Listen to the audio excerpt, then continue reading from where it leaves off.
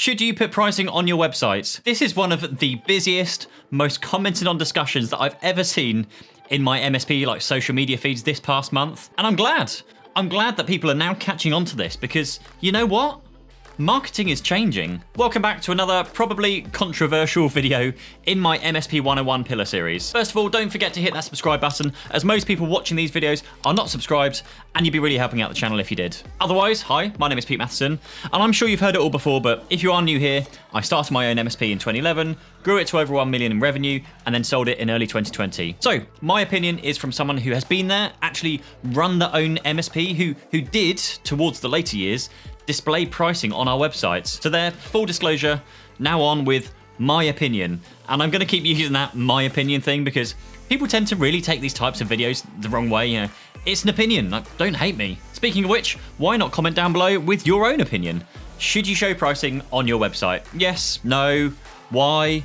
Genuinely interested to hear what others think, and please be kind in the comments. So, my opinion, following on from a blog post from Carl Palachuk, a couple of videos now from Dave on the MSP show, and a very lengthy discussion still going on today in the Tech Tribe forums, of should you display pricing on your website? Yes, you should.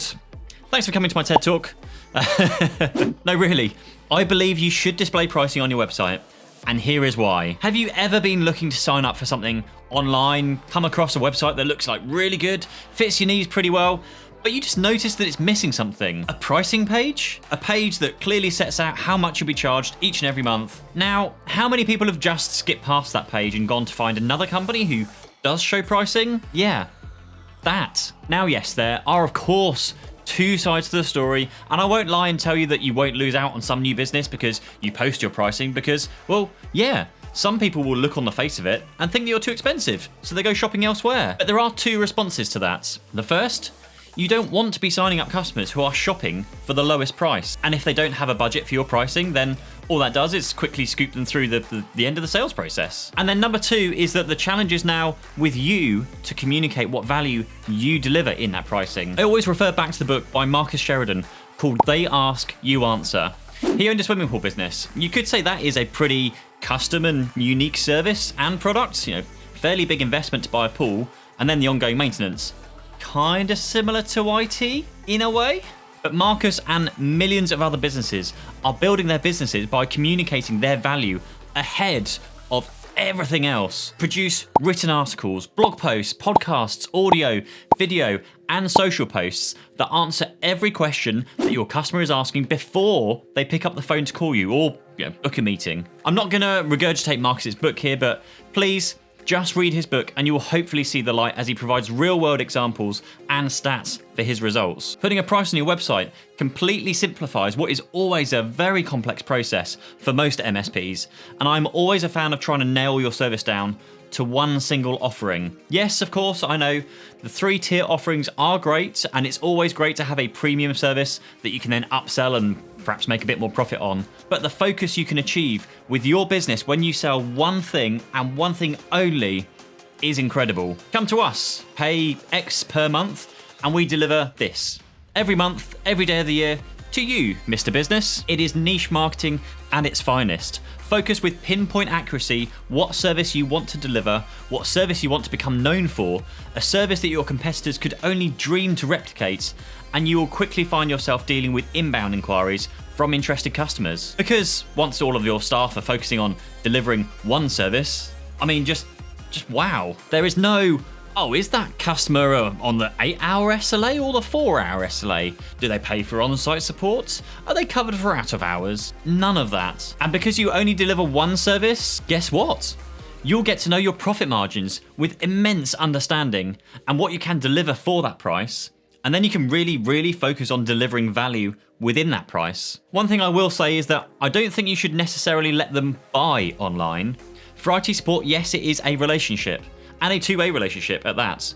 You need to vet and be sure that the customers who are coming to you are a good fit. They've got the right attitude and approach when it comes to investing in their IT, that they're good people who don't shout curse words down the phone towards your staff, or those who query every invoice. You know the sorts. And I'm not saying you can't sell other things, but why not bundle your core support offering into a single per user per month price? Then you can bolt on the variables around, say, backup solutions or connectivity or any other solutions which can't easily be priced. One key example, which I'm surprised I actually don't see a lot more of. Everyone sells VoIP. Why not let customers come to your website, enter their number of users, check a few checkboxes for any like additional options, calling plans, hardware, installation plans, and they can sign up and subscribe to a monthly recurring service directly from your website. You can already do this with other big outfits, ordering home or business broadband and telephone services.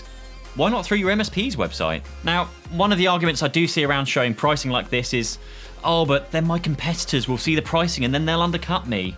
Well, yeah, they may well do, but your focus needs to be on demonstrating the value that you uniquely provide for that price. Putting a price on your website means that you know your margins, you know the service you provide, and you 100% believe in that service. For competitors to just come in and undercut you, well, that just shows that, well, A, just how desperate they are, that they need to just compete on price, and then B, they are already ripping people off to be able to just instantly drop their trousers, so to speak, or 2, C, whatever number we're on, 3, they just don't understand their margins, which is a dangerous game to be playing for them, not for you. You will likely find that once you do something, others will follow suit, which is a compliment because it shows that you're doing something right, or at least perceived to be doing something right, but they are following you. It is you who are leading, you are the one breaking waves and pushing IT businesses forward into this like modern era, whilst they are being dragged through by you, probably without them doing the right due diligence that they should be doing, which will only then damage their own business over time. Are the benefits of showing your prices on your website? Well, it completely eliminates the tire kickers, you know,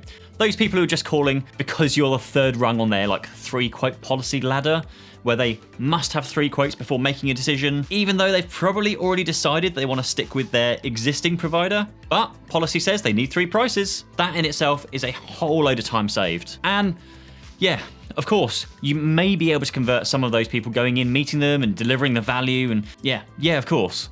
But what if the only inquiries that did come through are from those who are already happy with the pricing and probably already happy with the service you deliver because you've communicated its value and, you know, shown it so well already? Wouldn't you want to deal with more of those people? It is why I'm such a big advocate of video marketing, because one thing video marketing does is attract the right people.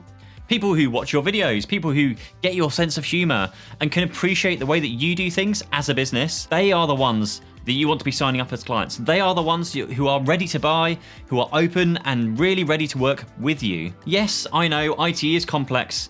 There are tons of differences from client A to client B and not one size fits all, but big barrier that all of us experience is wanting to know how much something costs. Introverted people, like me, yes, even business owners with teams of staff can be introverts, don't want to pick up the phone and speak to somebody, waste time on pre-sales, scoping calls, video calls, or on-site visits. We just want to know the answer to that question. Just tell me how much it's going to cost, at least a ballpark figure. Anyway, that is my thoughts and opinion. It would also be great to hear yours, so do head over to the comments where it's about to kick off, probably, and we'll see who comes out victorious. If you do want to know more on my opinions around how to make your website better, then check out this video after you subscribe to this channel, of course, and hit the like button. Otherwise, thanks for watching. See you in the next video. Bye-bye.